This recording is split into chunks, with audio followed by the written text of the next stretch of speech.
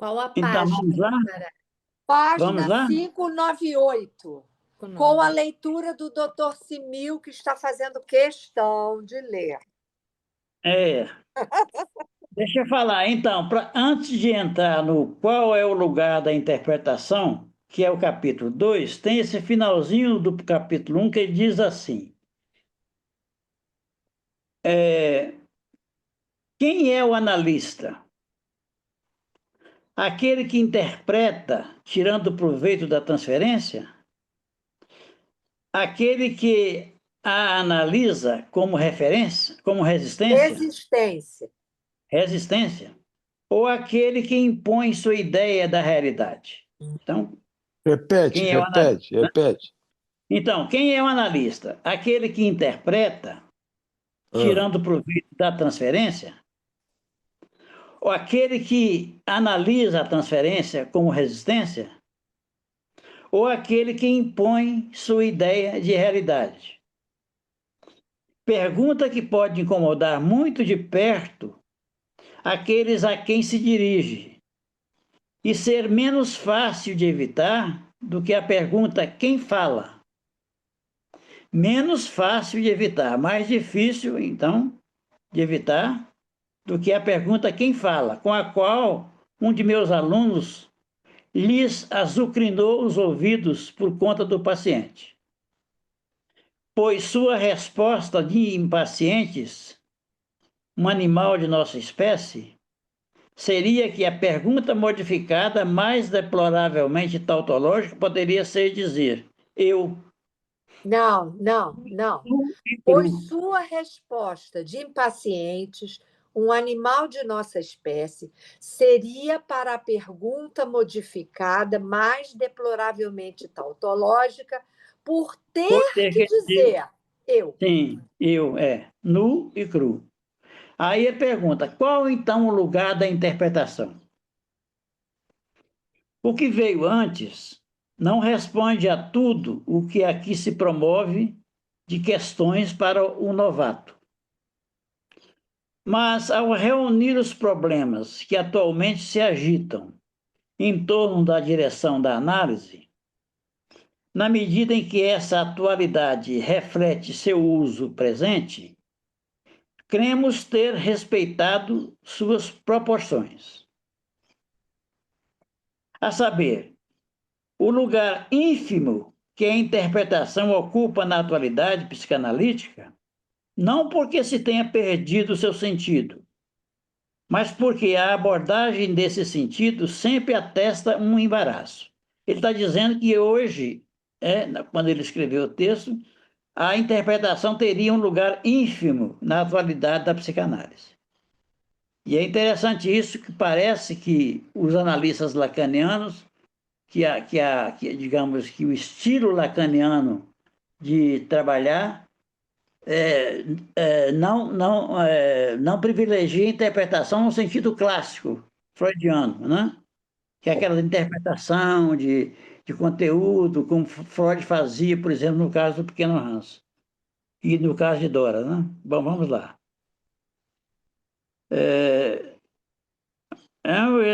Assim, não há autor que se confronte com ele sem proceder destacando toda sorte de intervenções verbais que não são a interpretação, explicações, gratificações, respostas à demanda, etc.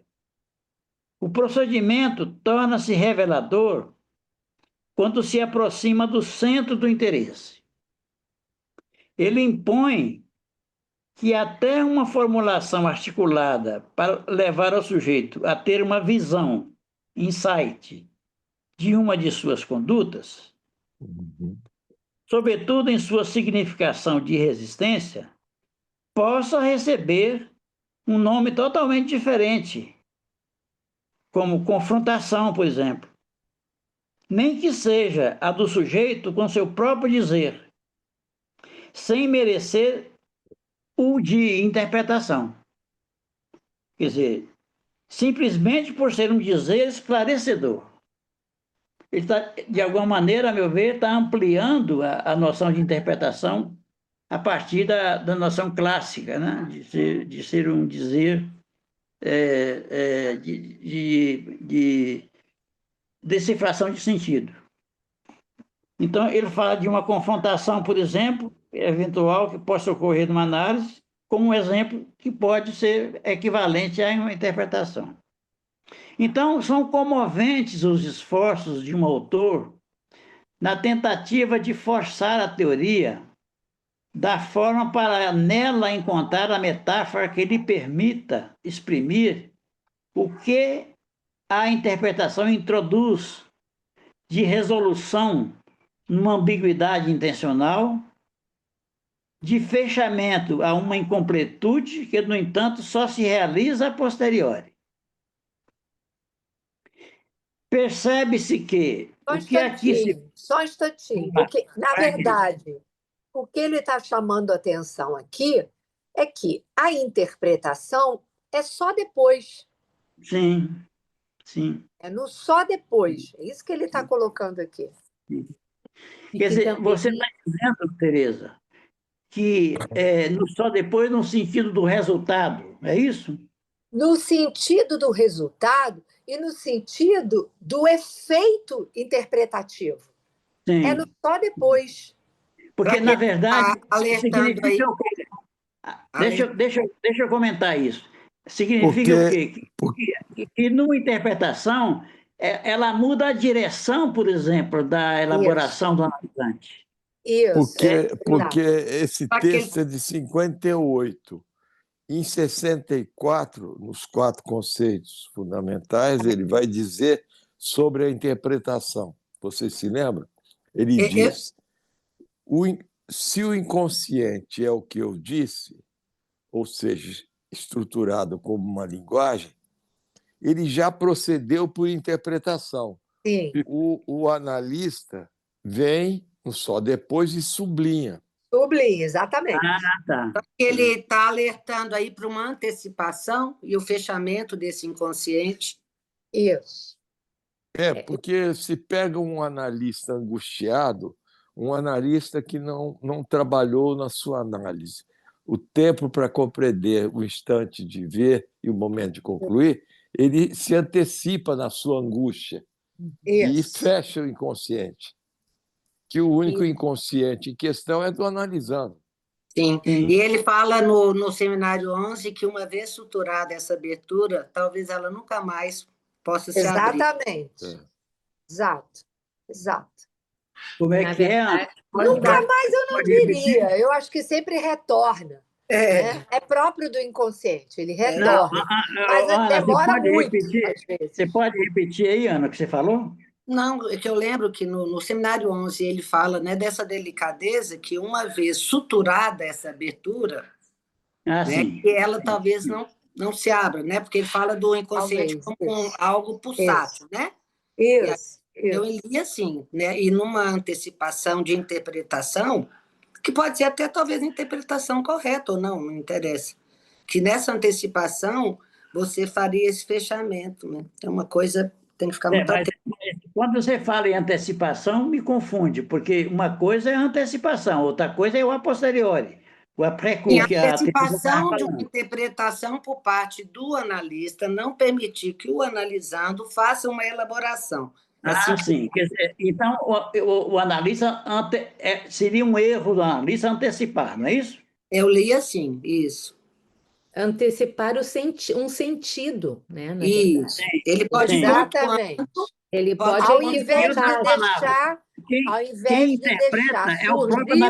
o sentido que vem do real, porque o sentido que vem do real fura completamente, né? O sentido buscado pelo analisando, porque analisando busca sentido, né? O analista pode equivocar, provocar, mas não dar sentido. Isso, exatamente. Então, eu pergunto, provoco vocês, então, já que ela perguntou ali quem é o analista, eu pergunto agora para nós, quem interpreta? E eu respondo, já que toda pergunta tem uma resposta, né?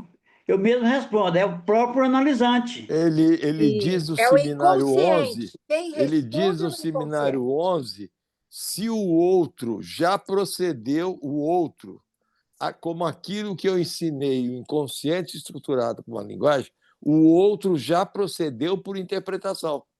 Isso. O analista Exatamente. vem e sublinha. Simil, tem uma hora que ele fala a palavra O- tautológica, não é? Um pouquinho mais Isso. adiante aí no Isso. texto, não é? Sim. E Se só se para pega- lembrar, Eu- que tem um exemplo, né, dessa questão da interpretação, que nós já falamos aqui algumas vezes, mas vale a pena, nesse momento, trazer de volta, que é aquele exemplo do Jean Aluche, do sonho do peixe. Ali fica muito claro de que se O trata. Poisson. Exatamente, é muito claro, que desmonta completamente o sentido ou a busca de sentido, né, inicial. Né? Só que quem escutou ali foi um analista, de fato. Então, pôde decifrar, como eu gosto de dizer, não na borra de café, mas no interstício do sentido, né? Trazendo aquilo que tinha de verdade na frase que havia sido dita, no sonho, né? Na interpretação do sonho. Aquela analisanda do Lacan sobre campo de concentração, Gestapo. Do Não é? Gestapo. Ele Gestapou, e aí vai.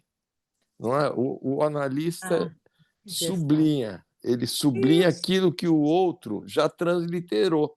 É a transliteração. E já interpretou. Você está equivalendo. Já interpretou, exatamente. Você está equivalendo interpretação com ato, né? É um Mas ato. a interpretação é o ato, por excelência. Né? Olha, deixa eu colocar uma coisinha rapidamente. Que faz emergir Coloca. algo do real. No seminário 23, Lacan diz literalmente o seguinte: a interpretação equivocante é a única arma que temos contra o sintoma. A única arma Eu não que temos gosto da contra o palavra sintoma. arma, mas tudo bem. A palavra dele, do Lacan. Mas é porque eu não gosto da palavra arma. Usar como Poderia efeito ser instrumento, talvez seja melhor do equívoco, né? A questão do equívoco, a questão interpretação equivocante, né? A questão da citação também. Toda interpretação, a meu ver, é equivocante. Quando ela é, de fato, interpretação, ela equivoca, é verdade. Tem uma coisa aqui em relação à tautológica, que eu pesquisei aqui rapidinho, e aí tem 3 possibilidades, pela gramática, pela retórica, mas pela lógica. E aí a tautologia pela lógica está aqui assim o que saiu. Proposição analítica que permanece sempre verdadeira, uma vez que o atributo é uma repetição do sujeito. Por exemplo, o sal é salgado. Então, o atributo salgado, ele repete o sal.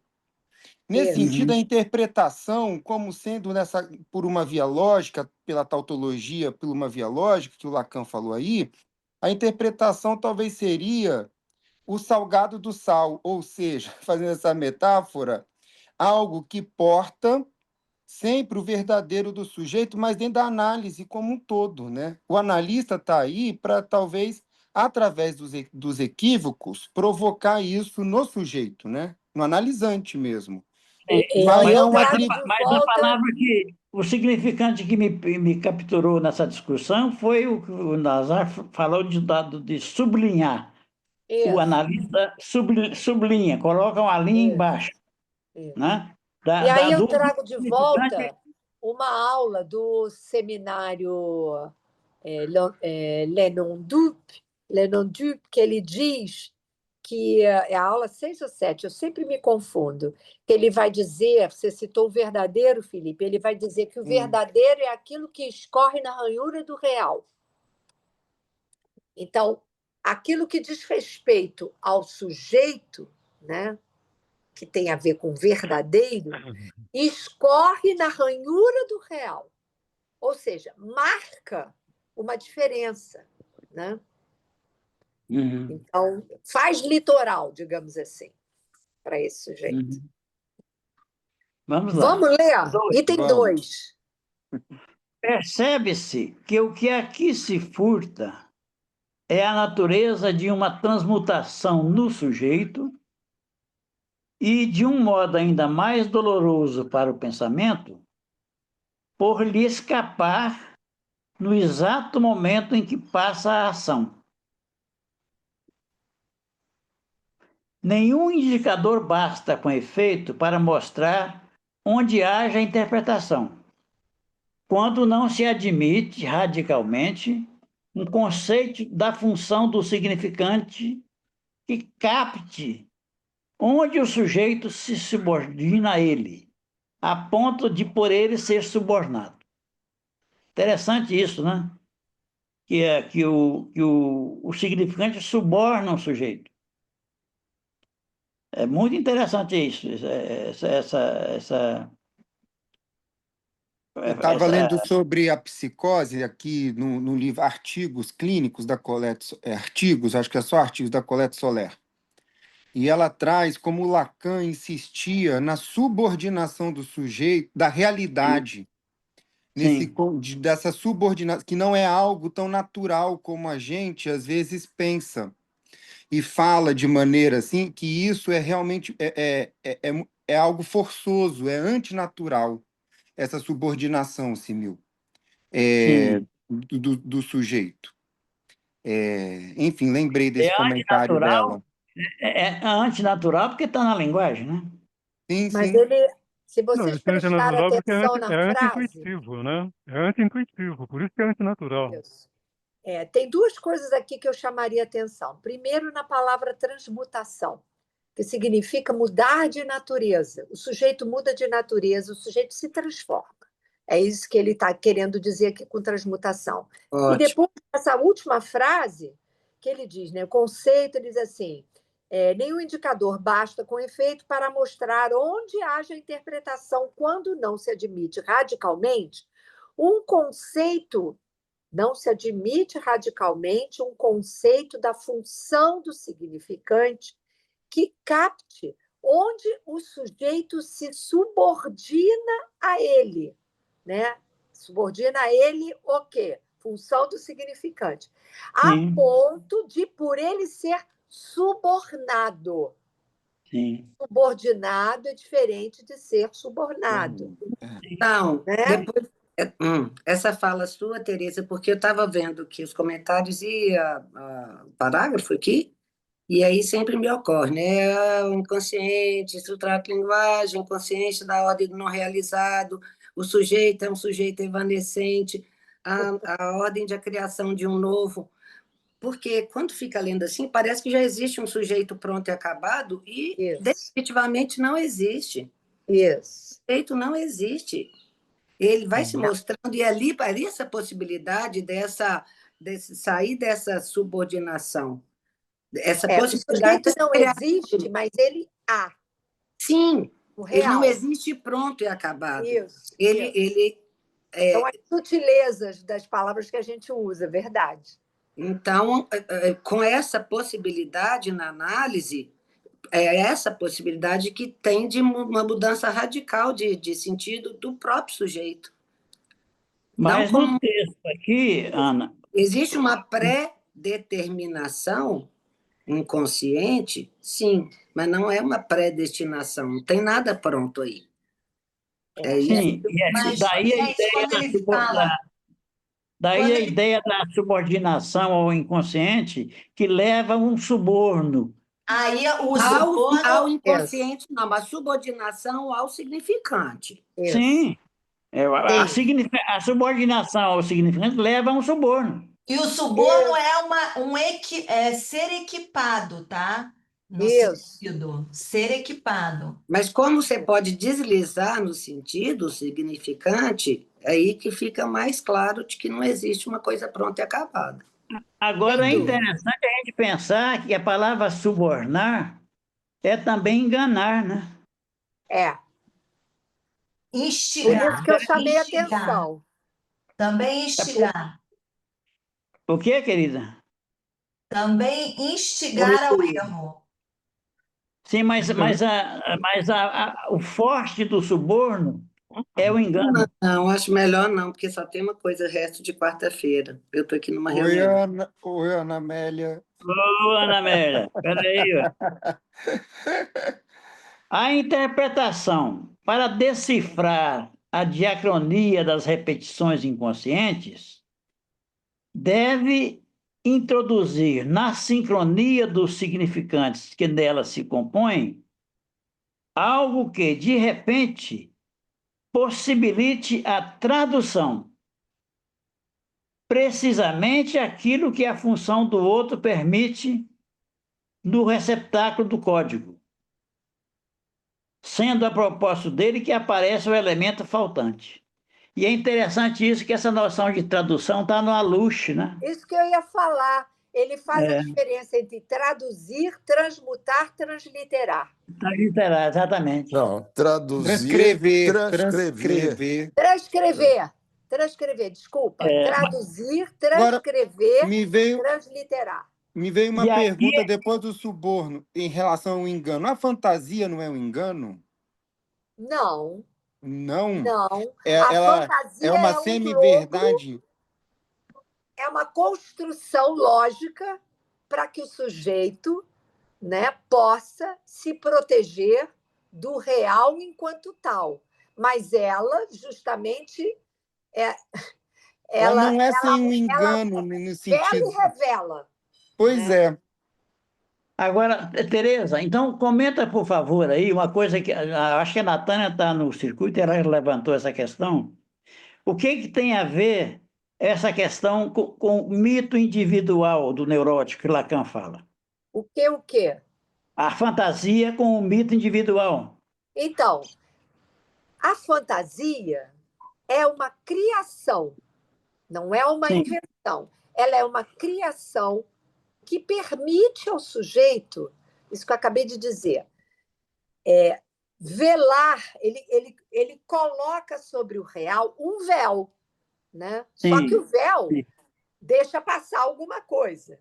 Então, o sujeito... Qual é a questão?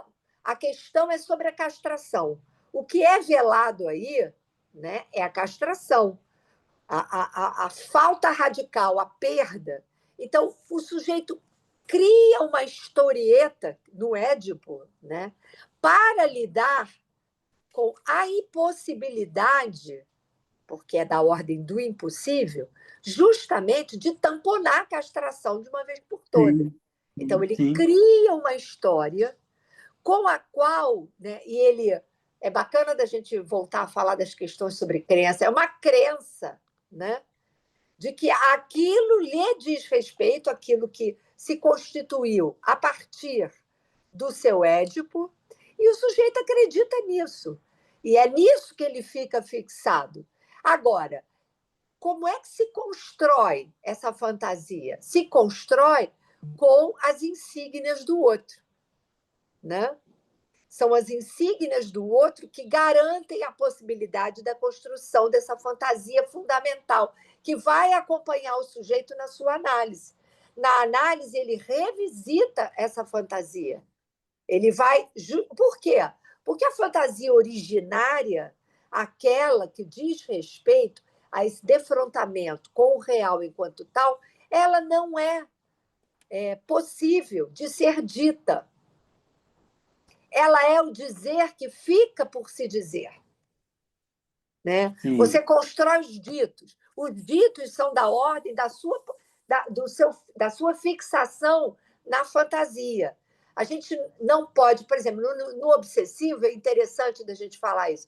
O obsessivo, ele tem uma questão na ordem, vou falar a palavra que é muito ruim, mas que vai ilustrar. O desenvolvimento egóico, ele é antes do desenvolvimento, né, da libido enquanto tal. Então, o que acontece? Ele tem uma retroação em relação a essa impossibilidade, né? Impossibilidade não, essa insuficiência em relação ao eu, e ele se fixa num tempo, ele faz uma retroação, ou uma regressão, melhor dizendo, àquele estágio, se a gente puder dizer, anal, e que diz respeito à questão do ódio estrutural. Por isso que para proteger o outro, porque é para proteger o outro, ele esconde o ódio dele naquela função de suprir o buraco do outro. Né? Uhum.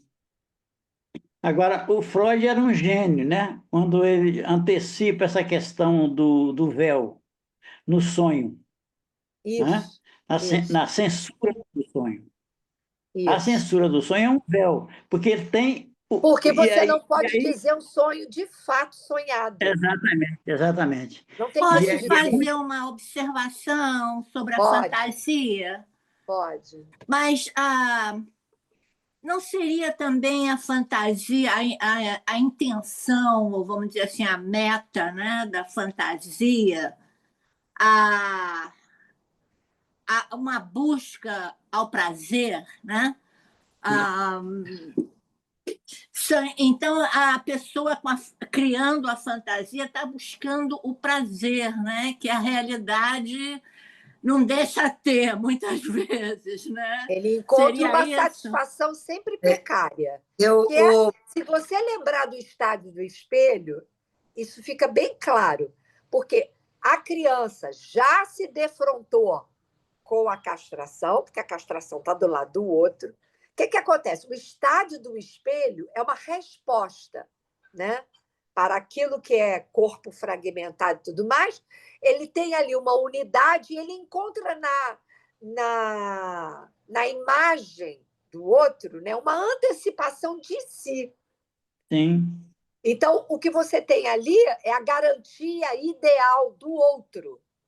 Né? Então. Por quê? Porque a imagem do eu ideal da criança enquanto tal, ela não tem, é perdida.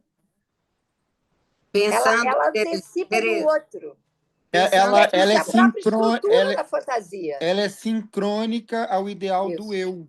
Isso, através dessa imagem. Ela é sincrônica, mas perdida. A gente não tem acesso ao eu ideal. Não, mas não ela tem. É formada sincronicamente com o ideal do eu. Sincronicamente, exatamente. Ali cria-se um fosso. Ela cai, ela é impossível a partir do momento que você é capturado na imagem. Tereza, é certo, pode pensar pelo grafo do desejo que a fantasia está na saída exatamente do ponto daquela zona de angústia. Então, a angústia de quê? A angústia dessa castração da linguagem, dessa tamponar essa falta no outro, eu crio uma fantasia. A castração do outro. Por quê? Porque ela recai sobre mim. Sim. E ela é uma saída para a angústia, né? Eu diria que ela é necessária porque ela tampona, né, essa falta no outro, que é o que causa angústia. Agora, é bacana, assim, quando você na clínica, né? Estou me lembrando aqui especificamente de uma situação, é muito bacana quando você na clínica percebe como quando o sujeito vai se aproximando, né, digamos, da razão sintomática, né, aquilo que ele mais cuida, não que ele queira, mas inconscientemente ele cuida para não se aproximar. Quando isso está perto, é o momento de angústia máxima. E o Freud já tinha percebido isso quando ele vai falar, né, que ele vai falar de descascar cebola, quando você está no núcleo do sintoma, próximo do núcleo do sintoma, o sujeito entra em angústia, porque a angústia protege, justamente. A fantasia é uma proteção. A fantasia é para fugir da angústia. Na medida que você vai decifrando ou tirando esses vários véus ou essas cascas, sim, você vai se angustiando, mas ao mesmo tempo, né, como a angústia que eu penso, que é um lugar de vazio, de significância, aí você tem a possibilidade da criação de um novo. Exatamente. Mas a angústia, é preciso que a gente compreenda a noção de angústia em Freud e em Lacan. Digamos, ela é um sinal, né? Exatamente. Primeiro, ela é um afeto. Pode faltar, a gente sempre fala isso. Ela é um afeto e está no corpo. Exatamente. Porque a ponto, por exemplo, da psiquiatria usar o conceito de ansiedade equivalendo à angústia, porque a ansiedade, por exemplo, síndrome do pânico. Coisas diferentes. Diferente. Porque a ansiedade... Não, veja bem, a ansiedade é a angústia no corpo, a manifestação da angústia no corpo. Isso. Porque um fenômeno como a síndrome do pânico, por exemplo, é muito claro. Porque, no fundo, se você atende um sujeito que está em síndrome do pânico, isto é, coração disparado, ânsia de vômito, aquele troço, aquela tensão toda que configura fenomenologicamente a síndrome do pânico, se você põe esse sujeito para falar, ele vai se deparar com um momento com a sinalização de uma questão que o afeta e da qual ele está se aproximando, como você disse, Tereza, vai se aproximando desse núcleo, né? Mas se você põe para falar, é um para-angústia, né? É um dar-se conta da morte, da morte de maneira... Sim. Que ele vive isso de como rompe, uma morte. Né? Porque a psiquiatria descreve isso. O pânico é a sensação de morte imente sem causa aparente, pela psiquiatria e pela consciência, né? Que é interessante que você na fobia, você elege um objeto com o qual você pode lidar. Porque, na verdade, o núcleo da fobia está muito além daquele objeto que foi eleito. Você elege esse objeto para tamponar, né, a angústia, né, fora. A coisa está fora, como você bem disse, o Simeu. A angústia é no corpo, ela toma um corpo do sujeito. Então, ele elege um objeto fora com o qual ele pode lidar. Ele mantém uma distância.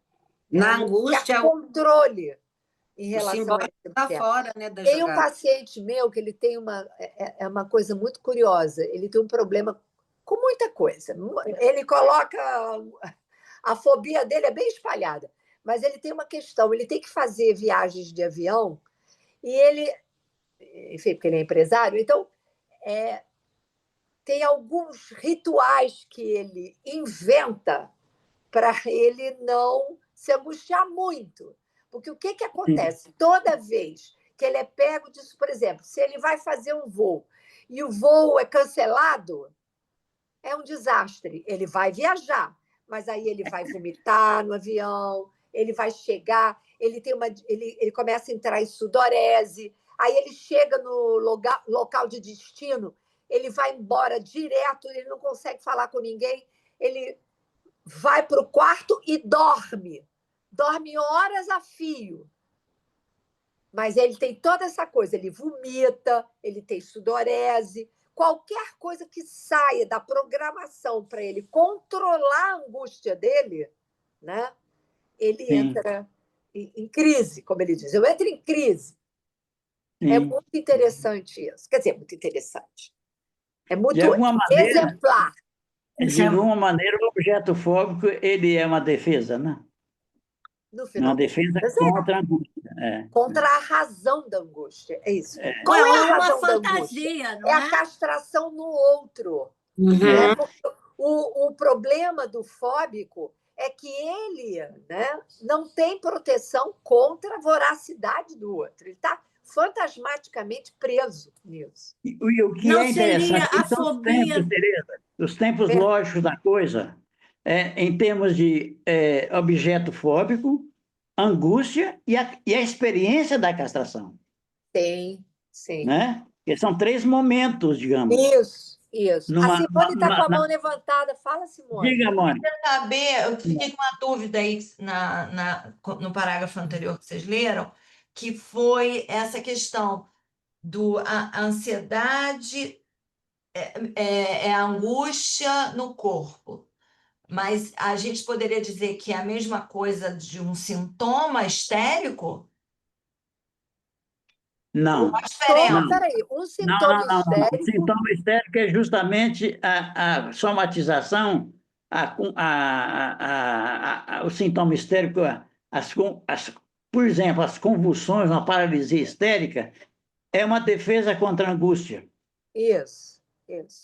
É uma defesa contra a angústia. Uma histérica pode fazer um sintoma fóbico. Um obsessivo pode fazer um sintoma fóbico. Sim. E assim, por exemplo, a crise de pânico, ela Por pode isso Lacan vai ser... falar da placa giratória.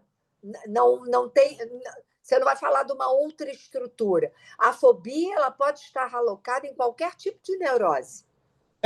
Simone, tem uma coisa também, não sei se o Tereza, assim, enfim, vão discordar do que eu vou falar, mas é porque eu não vejo, por exemplo, a ansiedade, ou do ponto de vista da psicanálise, ou até a conversão em si, como o sintoma. Eu vejo como sintominha. É o que aparece enquanto fenômeno. Mas Porque a gente está falando de sintominha. O sintomão é verdade. O sintoma histérico, ele tem uma cena, isso faz parte da cena, esse fenômeno, né? A fobia. Mas é algo que vai além. É só para... como que se repete antes e depois da cena também, né?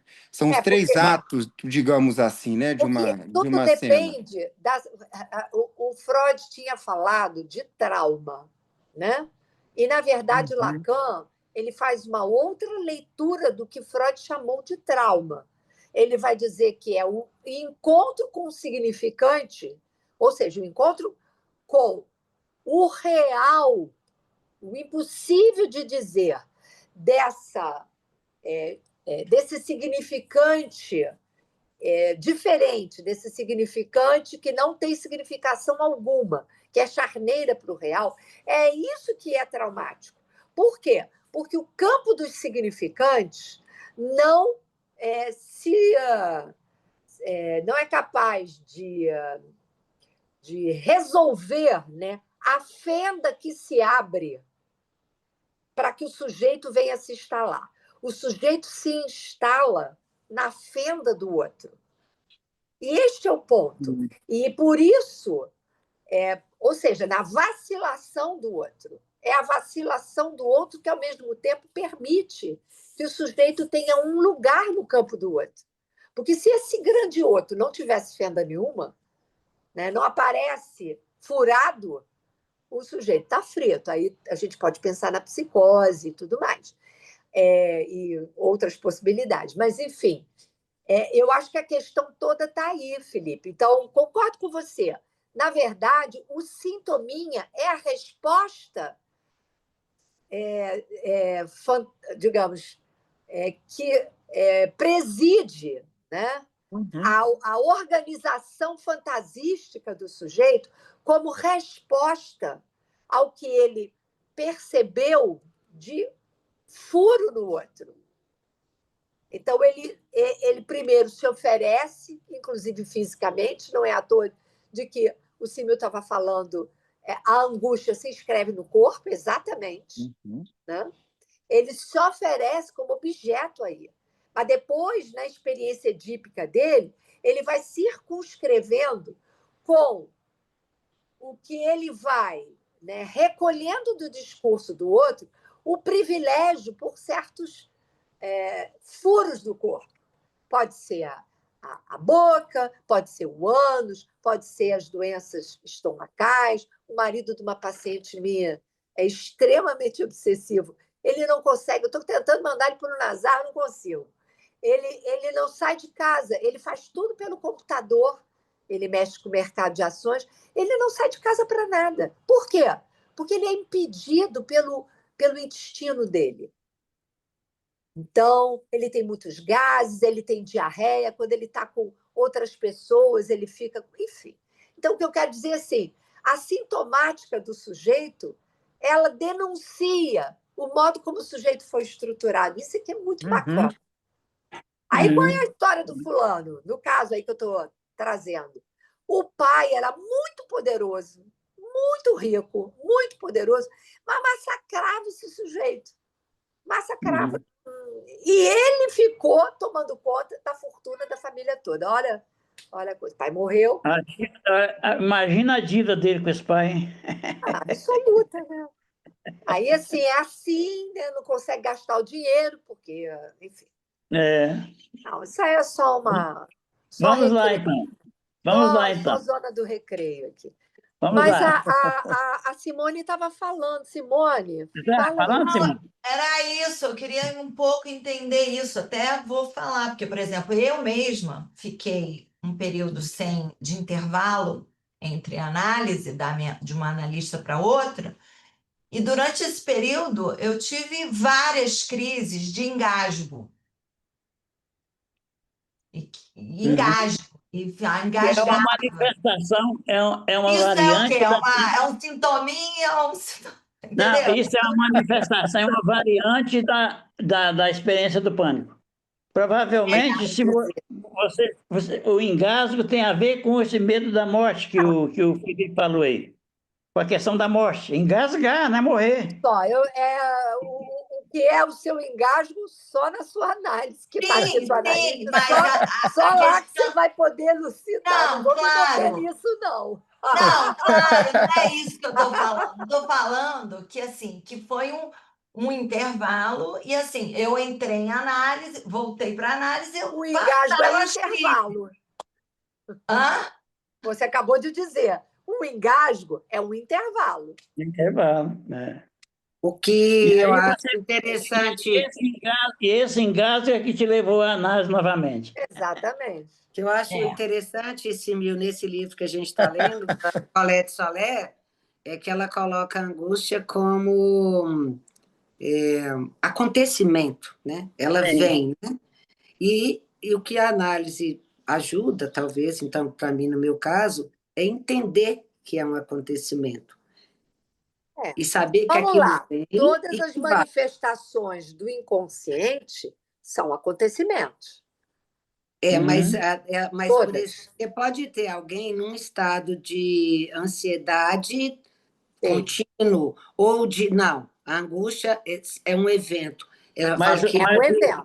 é um sobre evento. isso aí, Ana, eu não sei se você está lembrada, inclusive de ontem, quando ela falou da questão do acontecimento do nascimento da criança do acontecimento de um objeto no real.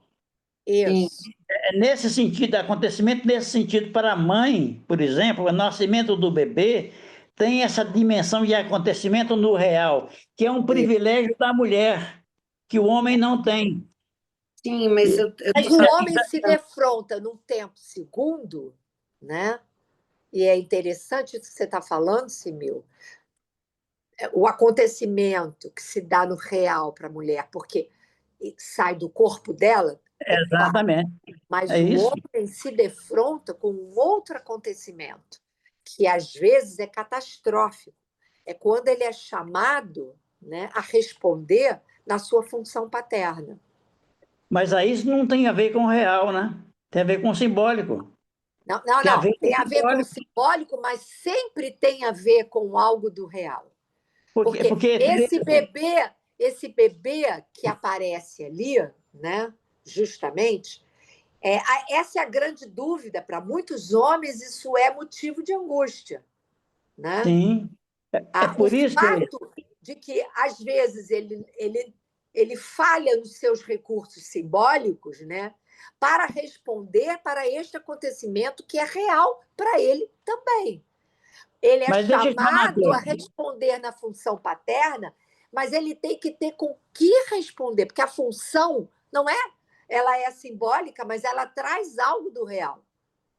Sim, mas ela tem não uma coisa totalmente simbólica. Não existe. Eu queria que você incluísse no seu pensamento, já que a Ana trouxe o texto da Soler, que ela fala, por exemplo, que o pai, a função paterna, ela é passível de semblant. Pode-se fazer semblant de pai e nunca se pode fazer semblant de mãe. É nesse verdade. sentido que na mãe a coisa do acontecimento do real é muito mais verdadeira, Concordo, digamos. né? Não sei se verdadeira, mas ela é mais mostrável, digamos assim, mais evidente. O objeto aparece. Exatamente. Mas eu diria que do lado desse que é chamado na sua função, algo de real o avassala. né? Não, mas o que eu estava querendo pontuar não era isso, não. O que me ocorreu aqui nas falas é que a angústia como um evento, novo acontecimento, um evento, porque só consegue viver eternamente angustiado e que por isso delira, no meu ponto de vista, é o psicótico. A angústia é de tal ordem tão insuportável, né? A angústia é tão insuportável que a nossa saída é através da fantasia. E quando você não tem o recurso, nem no imaginário, tampouco no simbólico, você vive na angústia eterna. Mas aí você tem o delírio como possibilidade. Isso. Para evitar, o delírio é criado aí. Por isso que eu acho que nós... A tentativa é o delírio. O delírio nós que é não somos neuróticos...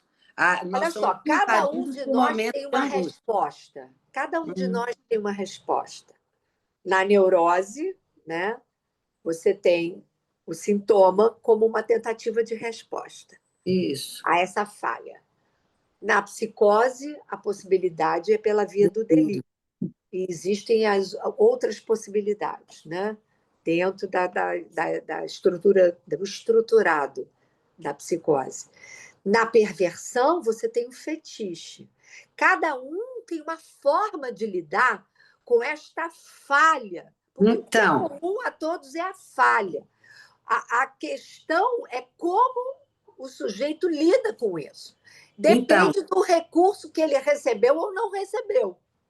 O que eu estou querendo dizer é exatamente isso, que cada um tem seu recurso e que nós utilizamos, e que quando esse recurso falta, aí a angústia se presentifica, seria a presença de uma falta se presentifica. E isso é apavorante.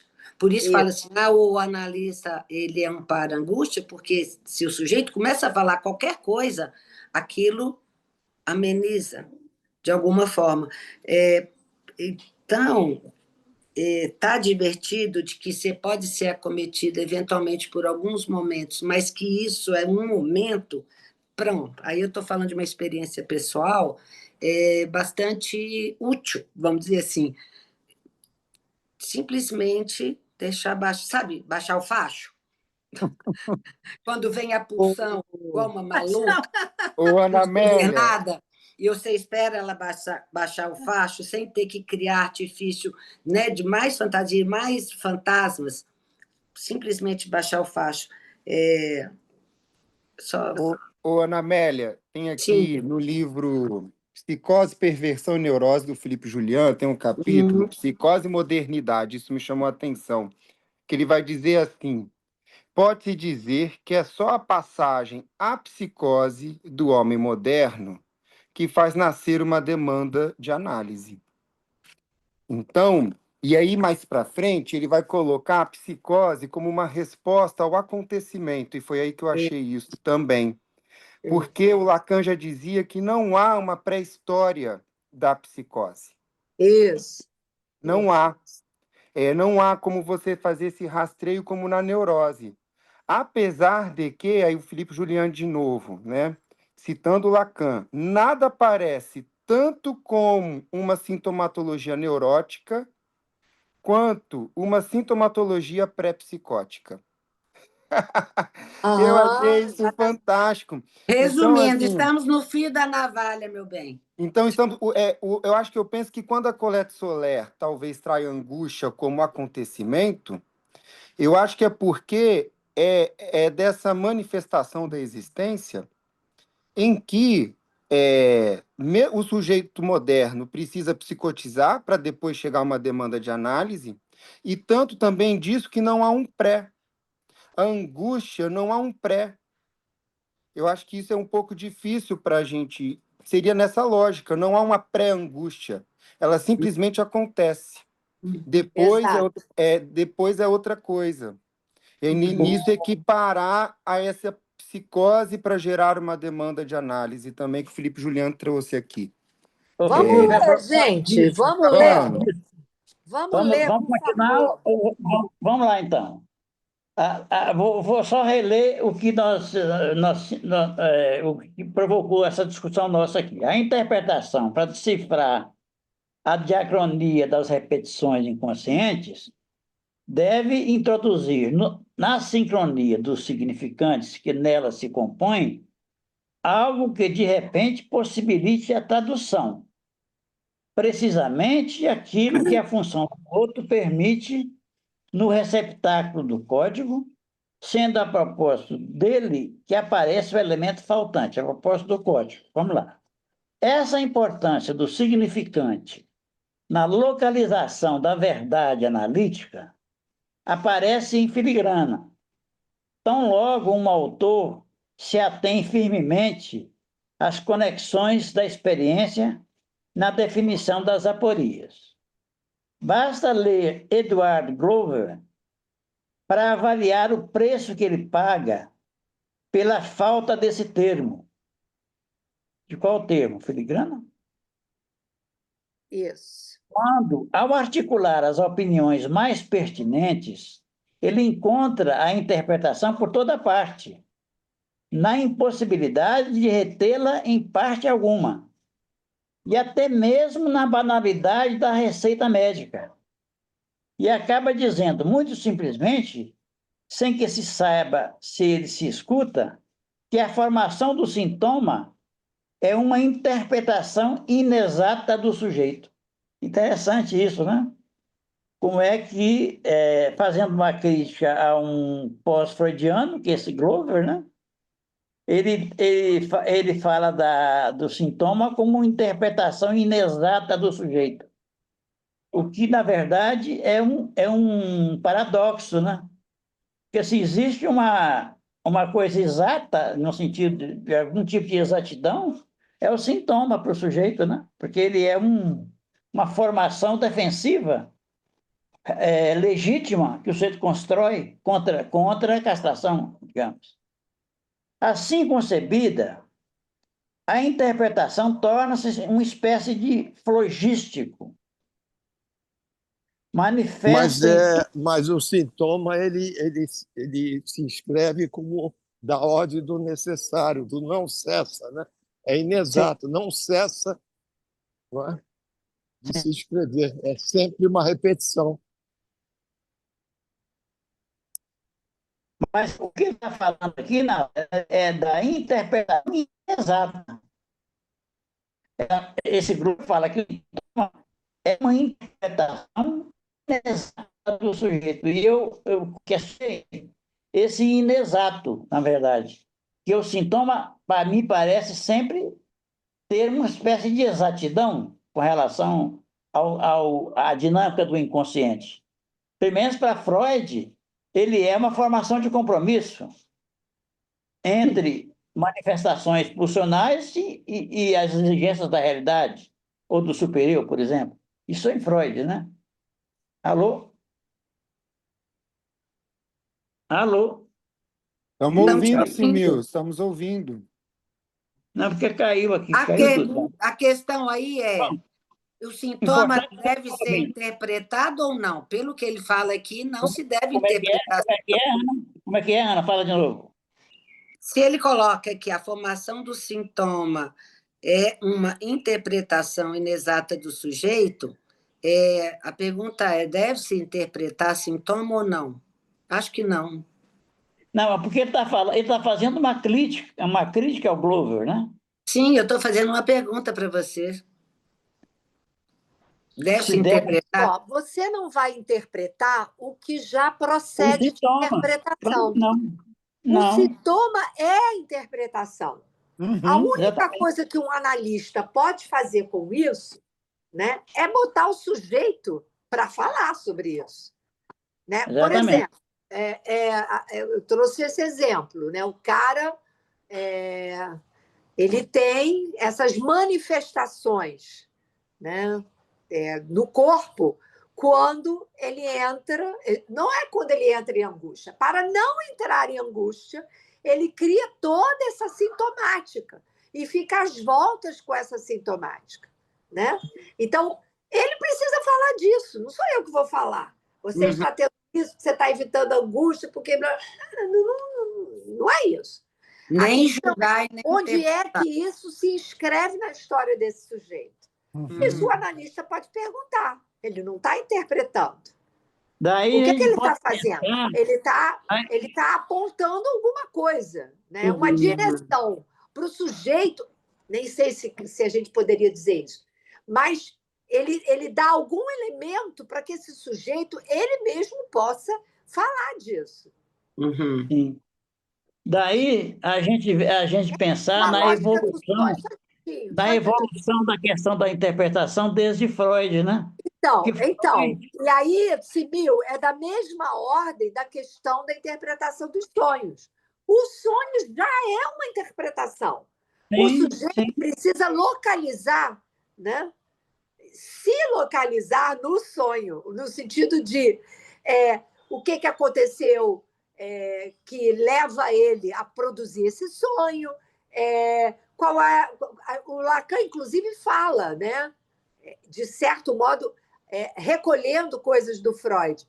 O que aconteceu no dia anterior, o que ele remete, esse sonho remete ele para o quê? Onde é que ele está no sonho? Onde é que ele se situa no sonho? Porque, afinal de contas, ele é o sonhador, ele é cada uma das situações do sonho, cada coisa que é dita no sonho lhe diz respeito. Certo, mas o analista pode fazer as perguntas. É isso que eu estou falando. Por exemplo, comigo, eu sonhei que eu estava passando e uma mulher olhou para mim. Não, eu olhei para a mulher. Aí meu analista falou, e ela olhou para você? Eu falei, sim, ela olhou para mim. Quer dizer, eu não sabia que a mulher tinha olhado. E é um significante isso para mim, de a mulher ter olhado para mim, para meus. Entendeu? Eu não sei se eu estou me explicando. Não, o que você falou é bem ilustrativo, é isso mesmo, Nina. Né? Bem ilustrativo. Bem. Então, eu vou contar para vocês. Teve a convergência, né? E nessa quarta-feira, por isso, inclusive, que eu não estava nas últimas atividades da escola, nós saímos para jantar com um casal de amigos, que é o Robson e a Lúcia. E aí nós conversando sobre, que a gente se conhece há 300 mil anos, décadas, falando de quando as primeiras vezes, né? E eu fui com 2 brinquinhos de brilhantes, né? E aí, não sei por que cargas d'água, tem toda uma história de um dos brincos de brilhantes, que eu não vou contar para vocês. E o meu sonho, é interessante, meu sonho, em função do que a gente estava conversando, e foi aí que eu acordei, eu sonho que cai um dos brilhantes, o brilhante maior, justamente. Esse brilhante cai. E aí eu falei, e foi aí que eu acordei. Falei, por quê? Lógico, esse brilhante que cai, né, tem toda a história de quando esse brilhante foi comprado, a situação, que tinha a ver com um pedaço do que tinha sido conversado. Né? Tinha uma relação com o ex-analista e tudo mais, que era o Magno. Então, não é à toa que esse brilhante no sonho cai da orelha. E a minha angústia, porque eu fiquei profundamente angustiada. Caramba, perdi meu brilhante. Olha só, foi a frase que me acordou. Perdeu a Galma. Perdi meu brilhante. Foi a frase que me acordou. É bonito isso, porque é isso. Quando você tem alguma familiaridade, não vou dizer nem maior nem menor, alguma familiaridade com o seu inconsciente, né, que te remete a vários momentos da sua história, você saca o que está em jogo. Sim. É óbvio. Vamos lá. Você saca, então... você é desavisado para o real enquanto tal, mas essas franjas do real que te acometem, você é capaz de interpretar, óbvio. Eu acho difícil, assim, pensando em... O que nós estamos discutindo aqui, estamos voltando para o texto, tá? Tá. Nós Não, estamos agora em só rapidinho, torno da Tereza, peraí, questão. Lucemil, peraí, só rapidinho. Fazer essas correlações dos restos diurnos, um contexto, eu acho que até aí vai. Agora, a hora que pergunta qual que é o desejo por trás disso, eu acho ainda O desejo bastante... é qualquer, Ana. O desejo é qualquer, ele é só um movimento que te leva a ir para a vida. Ele é qualquer. Mesmo porque essa é uma Ele pergunta não tem irrespondível. significação. Por quê? Exatamente, Porque ele não está no campo dos significantes, ele está no exatamente. campo dos objetos. Então, você não tem como nomear o seu desejo definitivo. Não tem como. Ele é só um Desejo, movimento. E é desejo isso que. é vácuo. Só um instante, é isso que o Lacan, no seminário da transferência, lá no final, ele vai falar que o analista, né, tem o compromisso de recusar a sua angústia para o seu analisando, para que o analisando possa se angustiar. Por quê?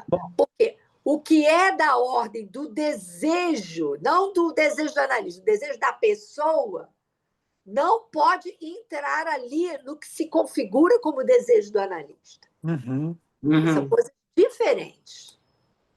Né? Vamos lá. Às vezes é difícil para a gente separar. Vamos voltar para o texto. Bom, Olha, gente, se deixar eu falar, eu falo 300 vezes aqui. Isso é só para acentuar que nós estamos falando com Lacan A interpretação. da interpretação, mas da questão da importância do significante na interpretação. Isso. Quando ele diz, né, que para decifrar a diacronia das repetições, deve introduzir na sincronia do significante. E ele, no parágrafo seguinte, ele fala que é a importância do significante na localização da verdade analítica. Né? Então, ele está dizendo aqui nessa passagem que não há interpretação possível senão a partir do significante.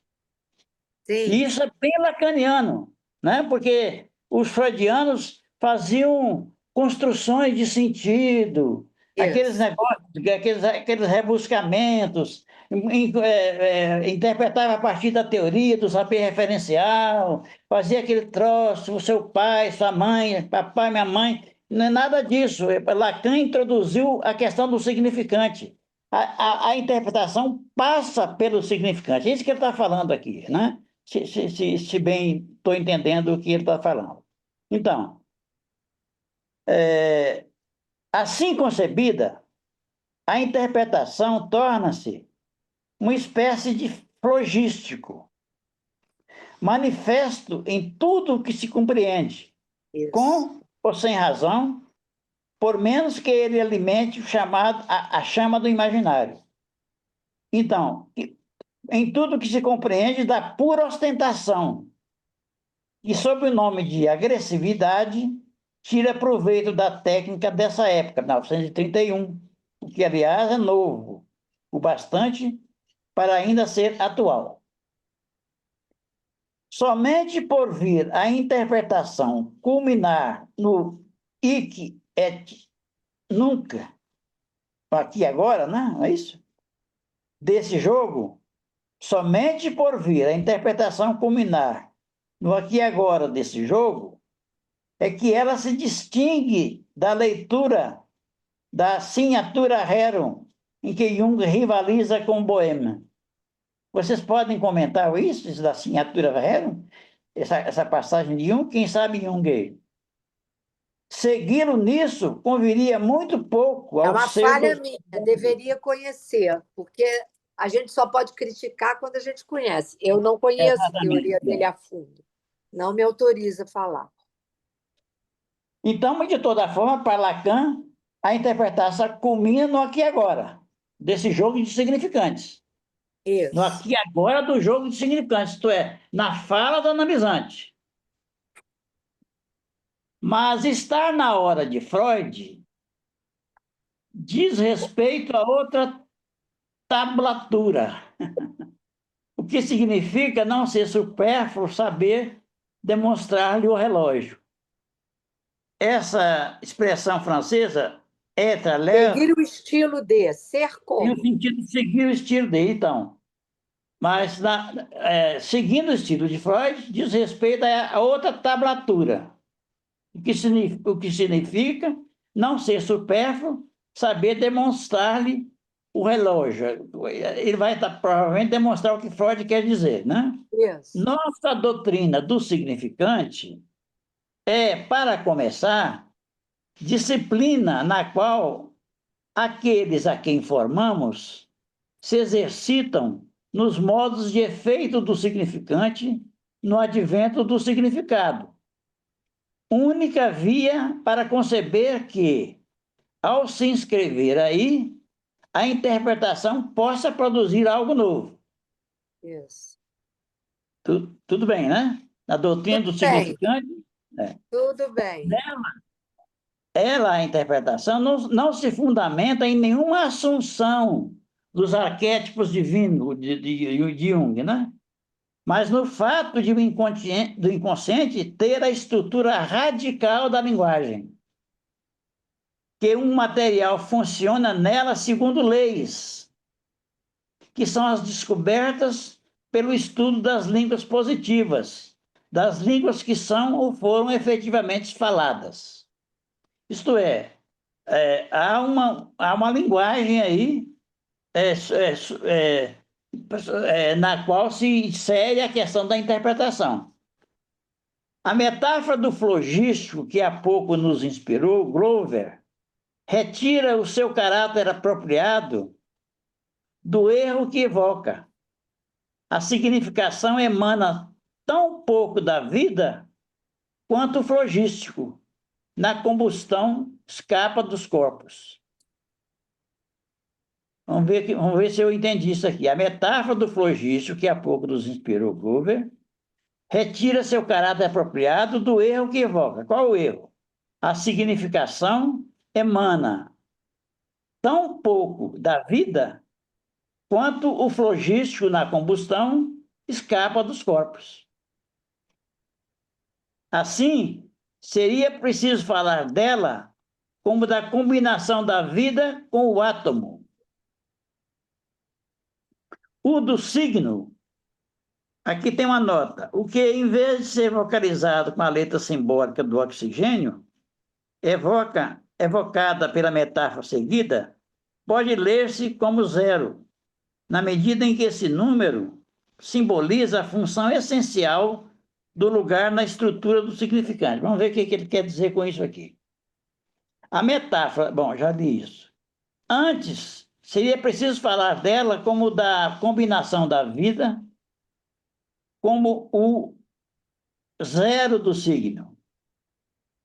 Do signo no que, antes de mais nada, ele conota a presença ou a ausência, introduzindo essencialmente o E que as liga, pois, ao conotar a presença ou a ausência, ele institui a presença com base na ausência, assim como constitui a ausência na presença. Querem comentar isso aí? Isso é importante, me parece, porque ele está falando do signo, né?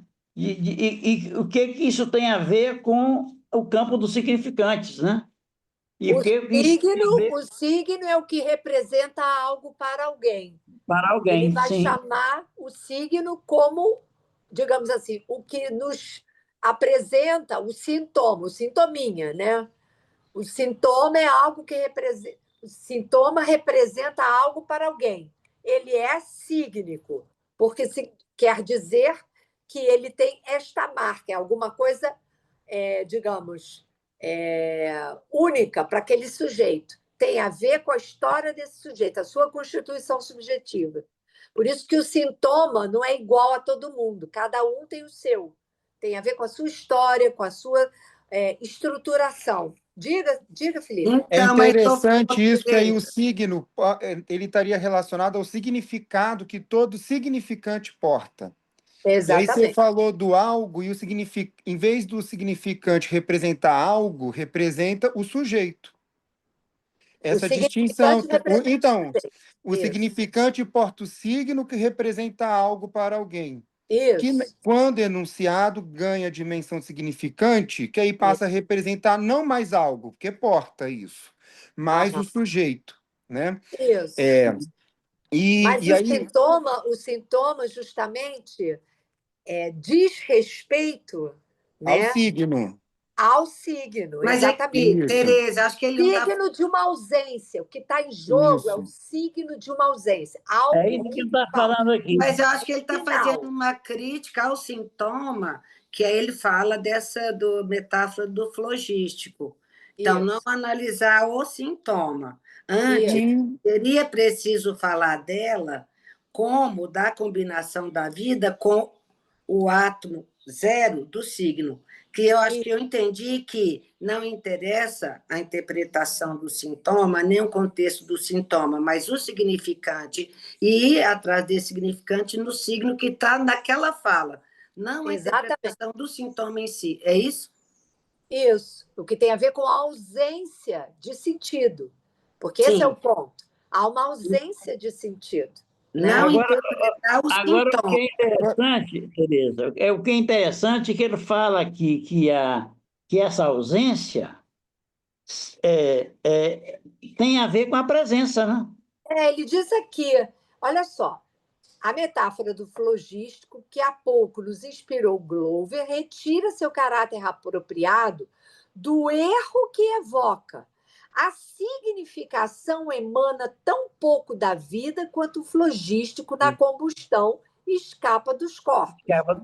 Antes seria preciso falar dela como da combinação da vida com o átomo O, do signo. Do signo do quê? Antes de mais nada, olha o que ele vai dizer. O signo conota a presença ou a ausência, introduzindo essencialmente o E que os liga. Pois, ao conotar a presença ou a ausência, ele institui a presença com base na ausência. Assim como constitui a ausência na presença. Com base na presença. Interessante isso, né?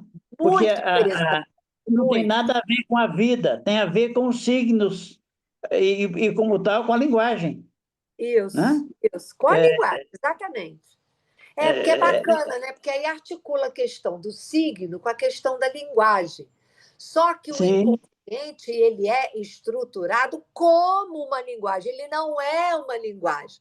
E, portanto, aquilo que no reino animal funciona pela via dos signos, para nós não funciona. Não funciona, exatamente. Essa evanescência que me vê essa palavra, né?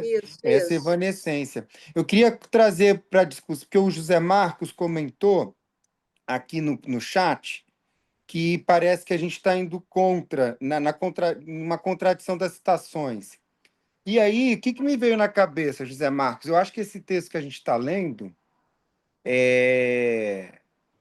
eu não acho que está totalmente contra, assim, mas, enfim, uma coisa que me ocorreu. Esse texto que a gente está lendo é o Lacan dizendo, eu penso, claramente, assim, da posição da direção do tratamento, da posição do analista. Nos outros seminários, o Lacan ele sempre adverte que ele fala da posição do analisando. Então, eu penso que isso pode estar talvez numa contradição até da posição com qual ele fala. Pensando... não vamos dizer que é de 1958. E outra, e até mais um detalhe, esse texto que a gente está lendo está nos escritos, então não foi uma fala, de fato, foi escrito, elaborado, foi um trabalho e da posição de analista. Ele pensou. Quando ele traz essas citações, isso é sempre importante que a gente ouve, né, enfim, nos seminários, ele está no lugar do analisando, então é quase um testemunho também diante do público, né, enfim. Então, ele falar que a interpretação equivocante é a única arma que temos contra o sintoma, ele está falando, que é o que a gente está falando, da interpretação equivocante do analisante, que é a dele enquanto analisante. De fato, o analisante porta a interpretação equivocante como a arma contra o sintoma. Então, não está na contramão, não é a interpretação do analista. O analista, e aí eu acho que uma coisa se alinhava com a outra nesse sentido, porque depende da posição que a gente está ouvindo ou lendo Lacan. Então, nas citações que você traz, é ele como analisando. No escrito aqui, é ele como analista. E eu acho que isso faz essa... acaba conversando mais ainda, José Marcos. Enfim, queria comentar isso. Eu acho bem Felipe, eu só queria acrescentar, quando você fala da interpretação equivocante, porque na clínica nós sabemos que o analisante, quando traz, digamos, de forma mais elaborada, mais analítica, quando ele pratica a associação livre de forma concreta, de forma eficaz, ele se angustia.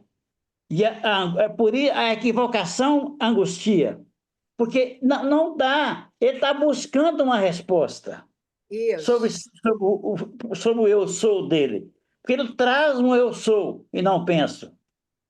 Aí nós estamos falando lá do grupo de Klein. Eu sou e não penso, né? Olha só, eu sugiro que a gente interrompa aqui. Sim. A gente continua em 2 semanas. Tudo bem, pessoal? Dia 21 de novembro, é isso? 21 de novembro. Página 600. Beijo, bom final de semana. 21 de novembro? 21 de novembro, é isso, não? Hoje é 31. Não. Não, é 14. 14, tô adiantado. Tá doido? 14 de novembro. Isso tá muito Tô adiantado. Não pode. Você quer que o ano acabe logo? Você está querendo férias. Eu vou viajar. Aliás, Simil, essa semana toda de novembro estarei em Brasília. Enfim, quero te ver. Isso. Vamos encontrar. Ai, Beijo, tchau. Vamos, Ana Amélia, vamos também. Fala, Beijo. vou te levar num lugar bem legal aqui. Felipe, qual semana que você está falando? De 16 a 22 de novembro, eu estou em Brasília. Acho que foi isso que eu antecipei já. Nós vamos encontrar. Com certeza, vamos lá. Beijo. Tá bom.